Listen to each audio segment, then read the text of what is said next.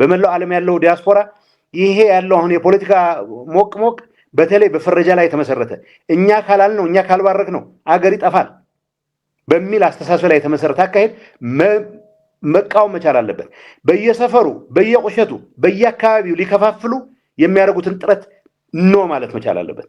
አንድ የሚወክለው አካባቢ የለም ጌታቸው፣ አንድ የሚወክለው አካባቢ የለም ያደረኩ የሚል ሊደርሽፕ በራሳቸው በተሰባሰቡበት ልክ አለን የሚሉትን ጥቅም በተለይ በዛኛው ወገን እኔ በሚገባኝ ልክ የቆየ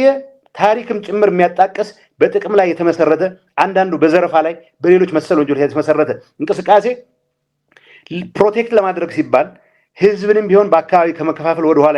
የሚመለስ አድሃሪ አስተሳሰብ በስፋት የሚያንጸባርቅ ኃይል ስለሆነ ይህን አድሃሪ አስተሳሰብ ከጌታቸው መጣ ከማንም ይምጣ ተቃውሞ በአንድነት መንፈስ ከተንቀሳቀሰ የትግራይ ዕጣ ፈንታ ከትግራይ ወጣቶች ውጭ ይሆናል የሚል እምነት የለኝም።